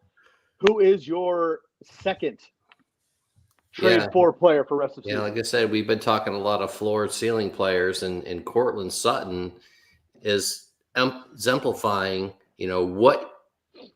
what a fantasy player can do with a really solid floor every week. I mean, he's had only one game this season where he's had less than 10 fantasy PPR points. Only one game. Other than that, he's in double digits every week. And so I think there's a place for that on your team, especially if you're going into the playoffs. If you're a top seed, a middle seed, someone like a Courtland Sutton is a really subtle ad, but I think that I would rather have him over, let's say, if I'm running with Amari Cooper right now, I'd rather have Courtland Sutton. And I think you could probably trade Amari Cooper to the Courtland Sutton owner, and you would get them to take that. Or even someone like DeAndre Hopkins. What do you guys think? Would you trade DeAndre Hopkins or Amari Cooper to obtain Courtland Sutton? Yes. I want Sutton. I want Sutton. I guess the question is, though, it's really tough to trade like player for player, right? Because then, like, I always feel like everyone gets a little suspicious. Like, oh, why are you trading me Courtland Sutton for DeAndre Hopkins right now? And Sutton's coming off two really good games too. I think you might have to aim maybe like a 2-for-1 or a different position. Like, I love Sutton. His rest of season schedule is insane. After this week, he's got the Texans, the Chargers, the Lions, the Patriots, and the Chargers again, who are all plus matchups for outside receivers. I guess, like, what's a running back equivalent? Like, what's a good running back flip right now? Would you guys trade James Cook for Courtland Sutton? Am I getting Sutton? Yeah. We're getting Sutton. Yeah, we're all getting Sutton in these scenarios. Yeah. Getting Sutton. Yes. I would trade Cook for Sutton, yes. Would you trade Kamara for Sutton? Ooh. No. Ramondre? I was thinking Stevenson as well. Yeah. I would so just to give so how about this? I know you guys don't want to hear this, but Courtland Sutton has 13.7 PPR points per game. Okay, just raw number, 13.7. The exact equivalent running back is, guess who? Josh Jacobs. So we think of Josh Jacobs on this pedestal, and Courtland Sutton is like this, he's been lucky with tight ends, and they're scoring exactly the same per week. But Courtland Sutton is much more consistent, and Josh Jacobs is either boom or bust. So, like, but that's the name we're looking at. Also, Breece Hall, really quick. Breece Hall, Joe Mixon, Ken Walker, Jonathan Taylor doesn't really count because he missed obviously a month. Pollard, Derrick Henry, Bijan Robinson. Those are in that like 13, 14 points per game, which is where Courtland Sutton's at. But Jacobs is like, there's a trend, the coaching change, Antonio Pierce, the focus. Like, I think of Jacobs is now leveled up. Like they clearly are making him more of I agree. He's been worse. He's not been worse. He had a bad game last week, but other than that, the other weeks he was good. His schedule is insane. By the way, 13. Oh man, his rest of season schedule is number one in my metric. So I think he's going to be good. But that's, I think Tony Pollard, maybe off his big Carolina game, I would rather flex Courtland Sutton rest of season than Pollard. What do you guys think? Yes, I would. Too. Yes. Same. Now, of course, in half or non-PPR leagues, those running backs get a boost, but I would rather have Pollard. Sutton. I got a better question. Would you downgrade from Mike Evans? Let's say, for example, you needed an RB2, right? You're struggling at RB2. Would you downgrade from Evans to Sutton and get one of those low-end RB2 guys like Jerome Ford or Isaiah Pacheco? I would. I don't think Sutton's absolutely that much of a downgrade. I agree. Yeah. So I mean, with Evans, obviously you have the peaks are really high, but he's got some valleys in there too. I would rather, going into the playoffs, I'd rather have Sutton and knowing that I'm at a pretty good shot at 12 to 14 points. And Now, I know mind you, Evans has not had his 202 game yet. No, he was very close 2 weeks ago, Yeah. but you're right. I know you guys love James Conner. That's fine. But he has not been James Conner yet. So you might have another week to make him that second piece. So, Bob, if you're going to go Courtland Sutton, James Conner, people just looking at numbers versus Mike Evans, they're going to be like, whoa, Mike Evans is like Mike Evans, and he's the only weapon in Tampa, blah, blah, blah. And then James Conner has 16 total fantasy points in the last 2 games. And he missed a month before that. So maybe he's just not like fully ready, but he should be moving forward. That might be a second piece to go along with Courtland Sutton, and people don't think the touchdowns can keep up. But the reality is, man, love it or hate it, the Broncos have turned things around big time since their bye week. They have beat solid teams too. Like they beat the Chiefs, they beat the Bills, right? Like they beat Minnesota, who's a good team that we just talked about in the playoffs. So like these are not lucky wins. They're 4 in a row. I want Courtland Sutton. I have him on my team on accident because I drafted him like the 12th round as a wide receiver 4 or something stupid. And I have to play him now due to injuries and bye weeks. And like it's worked for a month and a half. What about Rachaad White and Courtland Sutton for Stephon Diggs? Nope. That's probably going to be tough. Like, okay, so what side do you want, Matt? Diggs? I just don't know that the Diggs owner is ever going to part with Diggs. Me neither, but he's been struggling too, man. Schedule-wise, you absolutely destroy that side of the trade. rest of season, White and Sutton's matchups compared to Diggs, they're off the chart. Yeah. If Diggs is not my number one, maybe, like I think, Bobby, you said you had Diggs. I'll give you an example. I'm just going to pull this out. Hypothetically speaking, if you have Keenan Allen and Amon-Ra St. Brown and Diggs, like if that was the situation. Yes, I would trade Diggs in a heartbeat. Yes. But although there's one other consideration though, I mean, you're bringing back 2 players. So who are you dropping? And is that, we got to consider that as well. But yeah. He's probably got 6 kickers. Ooh, don't get me started. So, I'd be like Gabe Davis, probably, and Deontay Foreman. I would drop. Yeah. Real quick, just some reality check on Stephon Diggs, right? He's Diggs. He's top 5, quote unquote.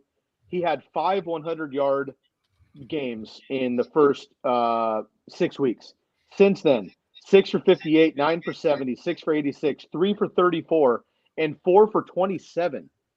He has 2 touchdowns in the last 5 weeks. So they're off. If there's a time to sell and or buy low, depending on what side of the fence you're on, it's right now for Stephon Diggs. And again, Matt's been mentioning it the whole show. They get Philadelphia, who, yes, is a plus matchup, but that's going to be a brutal game no matter what. And then a bye week. And then at Kansas City, who is very good in the secondary. And then Dallas, who's also very good on defense. The Bills are in trouble in NFL terms, and I think in fantasy as well. So if I have Diggs, I would look to move if I can. Yep, agreed. Okay, I'm going to get my last team out here, and then we have our last player, and then we have a couple more. Cruz, Garcia, and Richard. Hang in there, guys. Just a couple more minutes, and I will get to my last one quickly.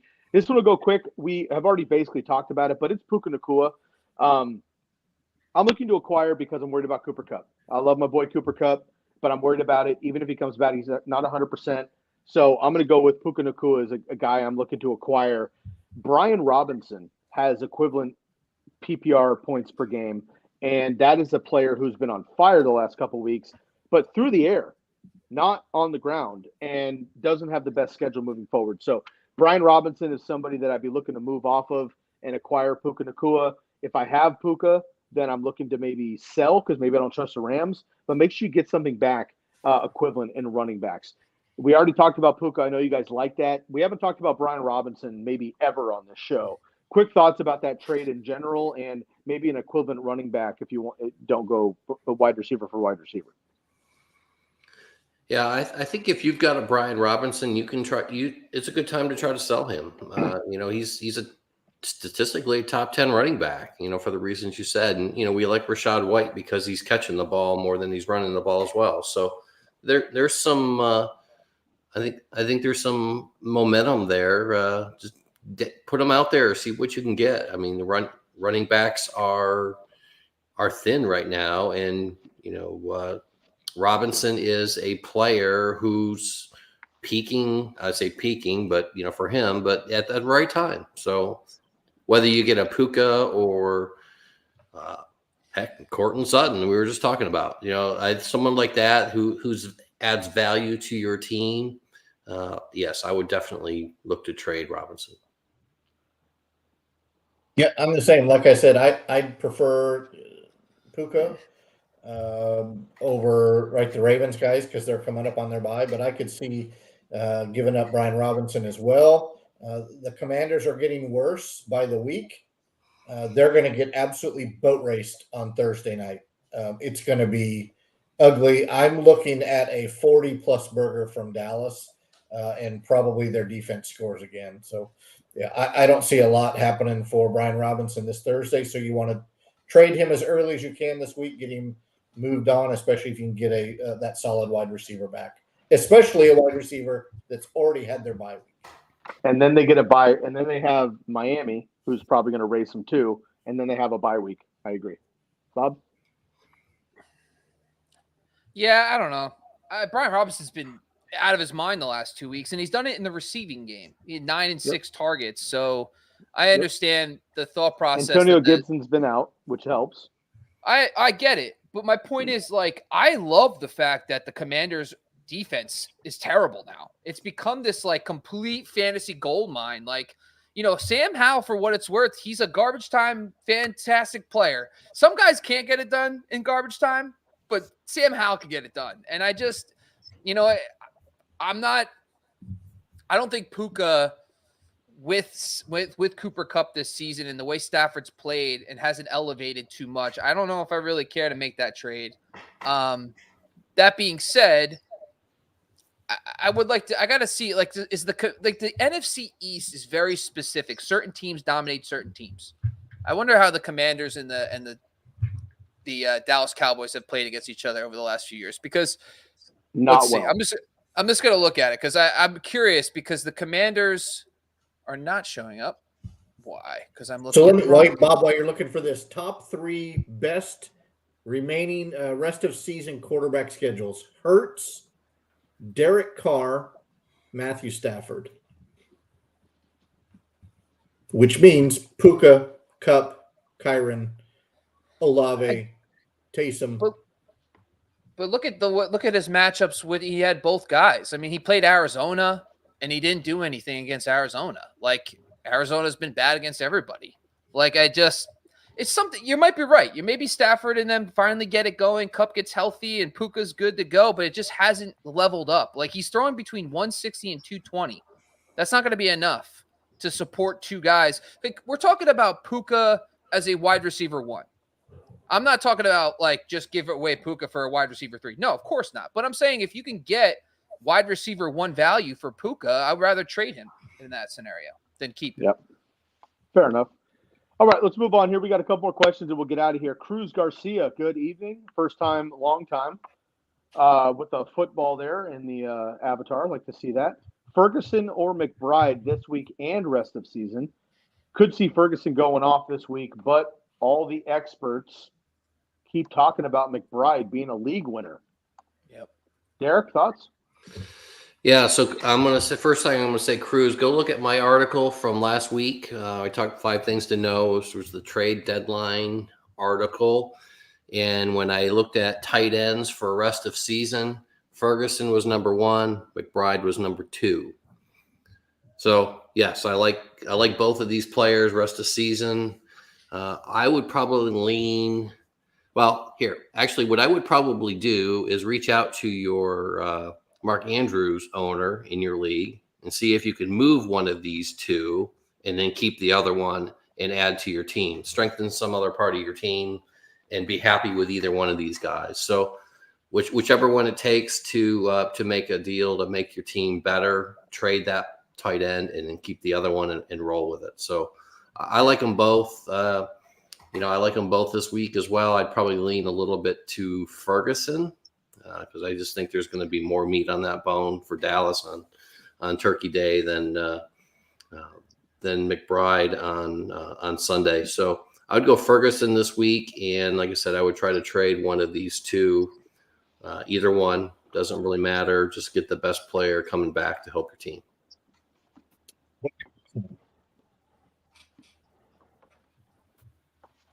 Bob? Oh, we're skipping Matt. Matt's out. Sorry. His audio broke up. All right. I said what Derek said. Okay, cool. Yes, exactly what Derek said. Just wanted to go back for a second. The Commanders' Dallas games have been ugly, like very ugly. They have not been fun to watch.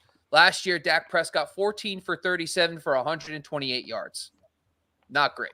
So in that game, Dalton Schultz went 4 for 33. I do lean actually Ferguson based on matchup. The Rams are not great. They're good against tight ends, but McBride's usage though is insane. Like he's playing a whole different game. I think it's safer to just play. I'm going to go Ferguson over McBride this week. Yeah, Ferguson for me this week, and Ferguson rest of schedule definitely, or rest of season. McBride has a bye coming up in week 13, and let's see, this week kicks off 3 consecutive home games for the Cowboys, and those 3 home games should be a blast off against Washington. I think they're going to stomp out Seattle as well in Arlington. And then they get Philadelphia, which will be a revenge game for them because they think they have a chance against Philadelphia after being beat last time, which they don't. But that's going to be Dak throwing all over the yard there as well. So I like that a lot. At Buffalo, at Miami, Detroit in the championship, all those are plus matchups for Ferguson. So I'm going to stick with Derek's analysis there for the 1 and 2s, but I would lean Ferguson. Great to hear from you, Cruz. Join us on Sunday mornings, 2 hours before kickoff for all your start-sit questions right here on the Razzball Fantasy Football YouTube show. And Richard is going to finalize our show for us tonight. Full PPR. Do we like Downs? Our boy Downs, we haven't talked about in a couple of weeks. He was injured for a little bit after a brief heater. Went on a bye, of course, and now it's Amari Cooper rest of season. So Amari without Deshaun, Downs coming off of a bye as the distant number 2. Derek? Yeah, going back to that aforementioned article I just mentioned, when I listed my 6 slot receivers for rest of season, Josh Downs was number 6. So, yeah, we've been touting him all year, and his schedule coming out of the bye is very favorable. Scores about 65% of his points from the slot. Colts have a favorable strength of schedule for slot receivers. Of course, Amari Cooper, has a new quarterback, and so I think this is pretty easily in my boat. Josh Downs. Yeah, what Derek said, it should be Cooper, but with DTR under center, I'm not sure that I trust Cooper right now. So I will take Downs from the slot with Minshew Magic.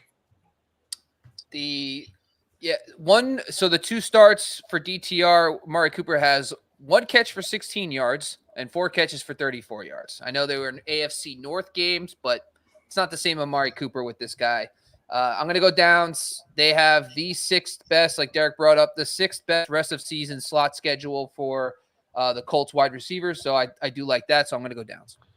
Downs as well. Gentlemen, I'm going to give you a brief nugget here that I've been researching during our show that I think is important for all of us to hear. While I do that, I'm going to go around the horn for 1 second, and you're going to give me your favorite Thanksgiving food dish. It could be a staple, could be a sleeper. Just rattle that around your brain. Let me know quick. And then Bob's going to run us out for the show. Before I do that, 1996, ESPN took on fantasy football formally and made leagues online. 1996, ESPN.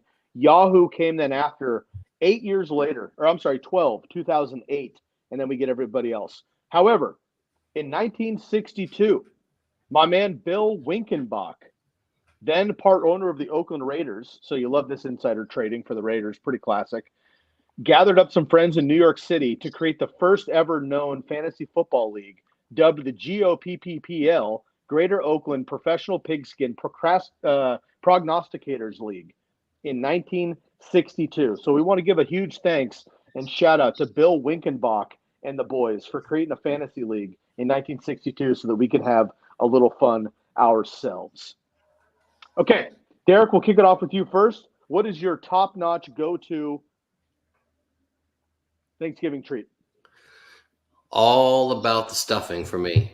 Stuffing, if the stuffing's made right, everything else is better. It's all about the stuffing. Love that. Maddie? So I will, let me say this about stuffing. If it's not stovetop, I'm not eating it because I am the anti-celery. I'm an anti-Cellrite, if you can believe that. Yeah, a rabid anti-Cellrite. I don't eat celery. If it's in stovetop, don't tell me. It's probably hidden. It's whittled down to the point where I can't see it. The only thing I'll eat celery in is clam chowder. Shout out to Seattle's clam chowder, Boston's clam chowder. High Street Market, of course. It's cooked off. But my go-to when everybody's going after dark meat turkey, give me the breast. But I go up and I hit it with the juice. tongue. If I can see the juice, I'll take the white meat all day. Matt's a breast guy. I like to hear that. Bob? I am going to go based on Sky's text. My auto start is ham. I am a ham over turkey guy. It is what it is. It's my hot take right there. My flex play is actually a combo.